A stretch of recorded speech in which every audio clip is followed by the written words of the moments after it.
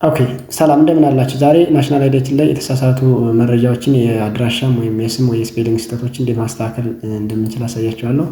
መጀመሪያ ላይ አይዲ ዶት ኢቲ ብለን .gov.ኢቲ ብለን ሰርች እናደርጋለን።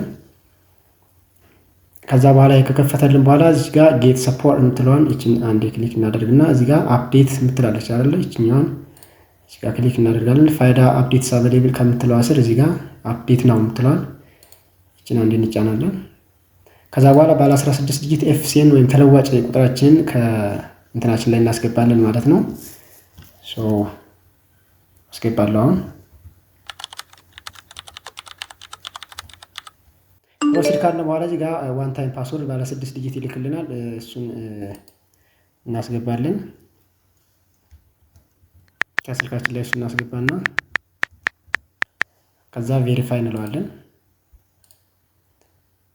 ቬሪፋይንግ ካለ በኋላ ቀጥታ ወደ ዳሽቦርዱ ያስገባናል። እዚህ ጋር ስንሄድ ብዙ አማራጮች አሉ። ለዛሬው አፕዴት ዲሞግራፊክ ዴታ እና ኮሬክት ዲሞግራፊክ ዴታ የሚለውን ነው ማየት የፈለኩኝ።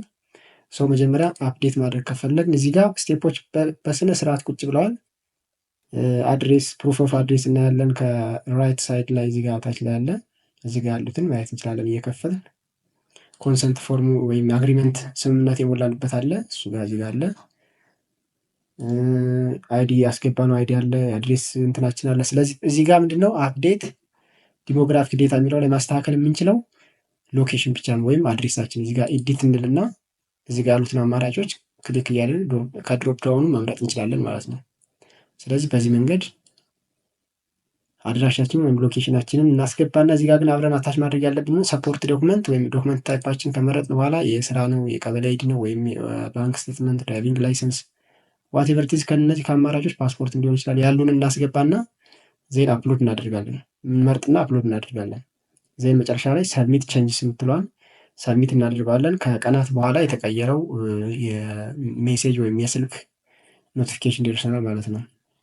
ስለዚህ ዲሞግራፊክ ዴታችንን አፕዴት ለማድረግ አድራሻችን ብቻ ነው መቀየር የምንችል። እዚህ ጋር ኤዲት ማድረግ አንችልም፣ ኢንአክቲቭ ስለሆነ መቀየር አንችልም ማለት ነው።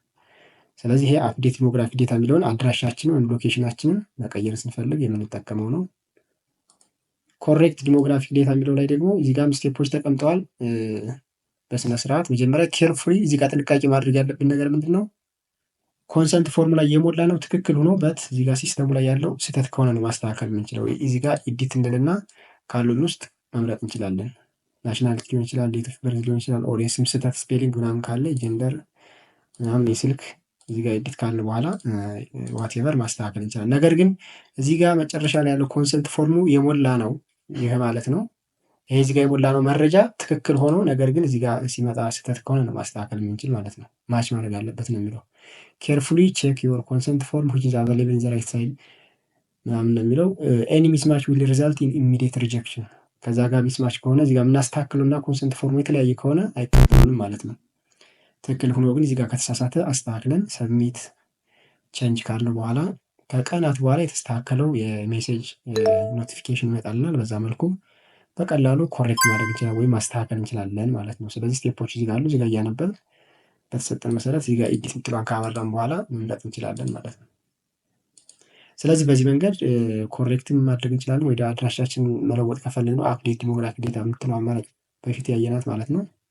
በዛ መንገድ አስተካክለን ሰብሚት ቼንጅ ካልን በኋላ ሲስተካከል በስልካችን ሜሴጅ ይደርሰናል ማለት ነው።